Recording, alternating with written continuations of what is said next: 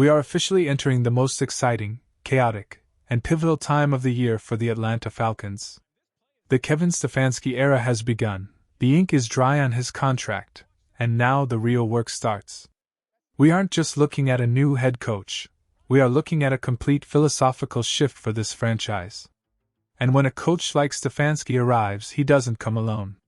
He brings his playbook, he brings his culture, and historically, he brings his guys.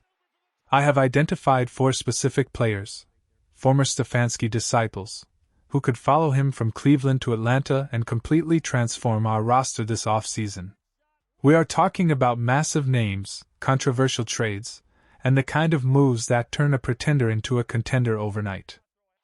Before we break down every single one of these targets, do me a massive favor. If you want the Falcons to be aggressive this offseason, smash that like button right now and make sure you are subscribed so you don't miss a single update. Let's set the stage properly. We are sitting here in the early days of the 2026 offseason. The legal tampering period opens up on March 9th, which is creeping up on us faster than you think. We have about 7 weeks to figure out the blueprint. The actual free agency frenzy kicks off from March 11th to the 13th, and then we turn our eyes to the draft in late April. But right now, it's about the veterans. It's about spending that chunk of money we just opened up with the recent contract restructuring. We have cash to spend, and we have a head coach who knows exactly what he needs to execute his scheme. I am telling you right now, expect the front office to be aggressive. This is the first real footprint of the Stefanski regime, and they cannot afford to be passive. Let me ask you this right off the bat, just to get your mind working. When you look at this roster, what is the one hole that absolutely terrifies you? Is it the pass rush? Is it the wide receiver depth? Keep that in mind as we go through this list. Our biggest needs are obvious. We need a nose tackle or defensive tackle who can actually stop the run. That is priority number 1. Priority number 2 is finding a legitimate wide receiver to pair with our stars. We can talk about cornerbacks and offensive line depth later, but if we don't fix the trenches and the perimeter, we are going nowhere. And that brings me to our first major target, a guy who has spent years bullying defenders in Kevin Stefanski's system, tight end David Njoku. Now I know what you're thinking. Njoku is turning 30 years old. You look at the stat sheet from this past 2025 season in Cleveland, and it wasn't pretty. He had a down year, no doubt about it. But we have to look at the context. This wasn't a physical decline, this was a usage issue. The Browns drafted Harold Fannin, that young stud out of Bowling Green, and they started using him like he was the second coming of Kyle Pitts. You add in the fact that the quarterback situation in Cleveland was a total mess with Shedeur Sanders and a carousel of other guys, and Njoku got lost in the shuffle. But look closer. He still snagged 33 balls. He still found the end zone 4 times. He is still a red zone nightmare. The beauty of David Njoku is that he is the perfect complement to what we already have. We have Kyle Pitts, who is basically a unicorn, a giant wide receiver. Njoku is different. He is a traditional tight end. He can put his hand in the dirt and block a defensive end, and then he can bust up the seam and catch a 20-yard dig. Reports from major outlets like CBS Sports have noted that Njoku lost his top spot largely due to nagging injuries and the rookie emerging, but if he's healthy, he is a weapon. And because he's turning 30 and coming off a bad statistical year, his price tag has dropped significantly. We could get him on a 1 or 2 year deal for a fraction of what he would have cost 2 years ago. We struggled in the red zone this year. We struggled on third down. David Njoku fixes both of those problems while bringing a physicality that this offense desperately needs. Let's shift to the defensive side of the ball for our second target.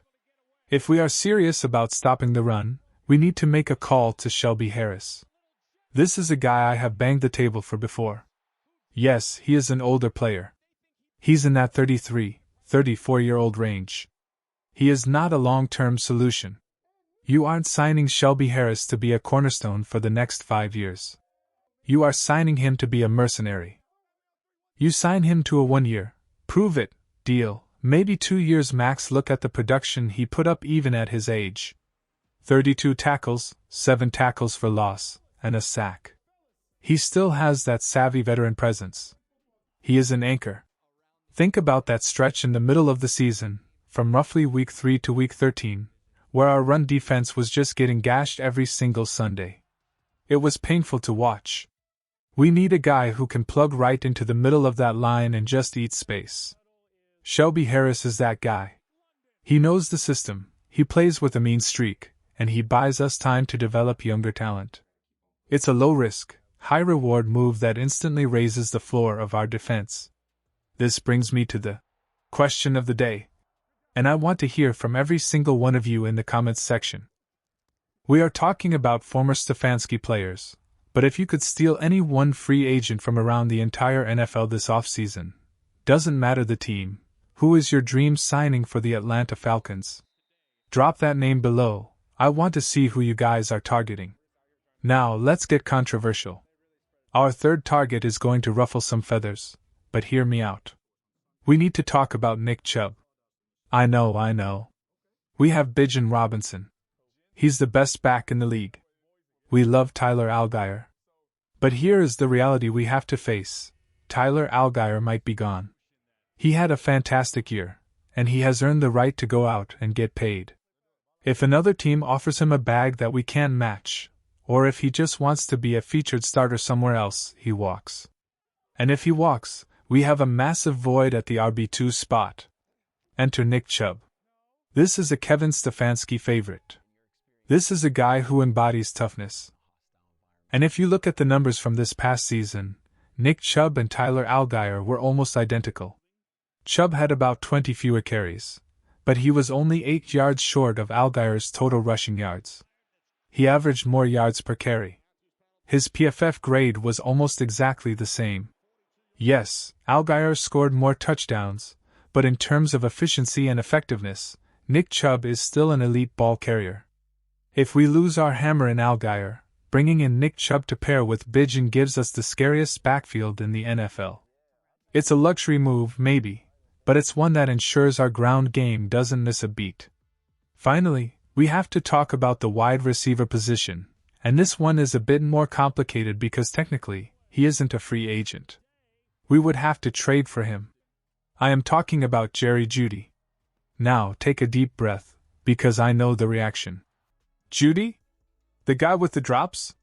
Yes, let's address the elephant in the room. Jeudy had a rough year.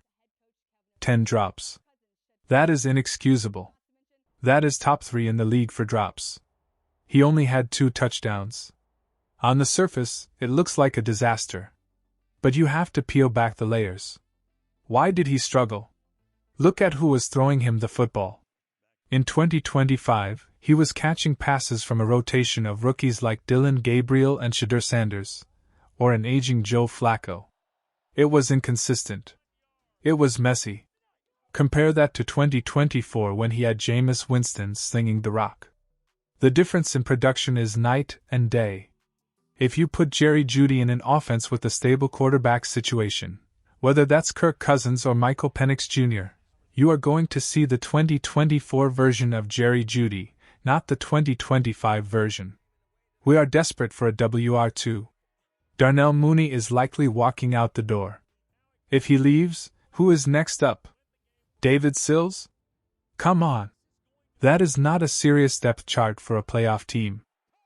We need a legitimate second option who can separate, and for all his faults, Jeudy is an elite route runner. He creates separation that very few guys can match. His cap hit is only around $6.8 million. That is a bargain. We wouldn't have to break the bank. We'd probably have to flip a 4th-round pick or maybe a future 5th to get him. Think about Drake London. He is getting double-teamed constantly. If you put Jeudy on the other side, defenses have to pick their poison. Stefanski knows how to scheme Jeudy open. He knows the concepts that Jeudy thrives in. It's a reclamation project, sure, but the talent is undeniable, and the cost is low. If I had to rank these options, I am prioritizing David Njoku and Shelby Harris because they fill immediate, desperate needs. But do not sleep on the idea of bringing in Nick Chubb or trading for Jeudy if the price is right. This offseason is going to define the next 5 years of Atlanta Falcons football. We have the coach. We have the money. Now we need the players. I want to know where you stand. If you had to pick just one of these four, Njoku, Harris, Chubb, or Jeudy, type Y for yes next to their name in the comments, or let me know who you are passing on. I'm leaning towards the tight end and the defensive tackle, but I can be convinced otherwise. Thank you so much for tuning in. This is just the beginning of our off-season coverage. Remember to subscribe, like the video, and as always, rise up.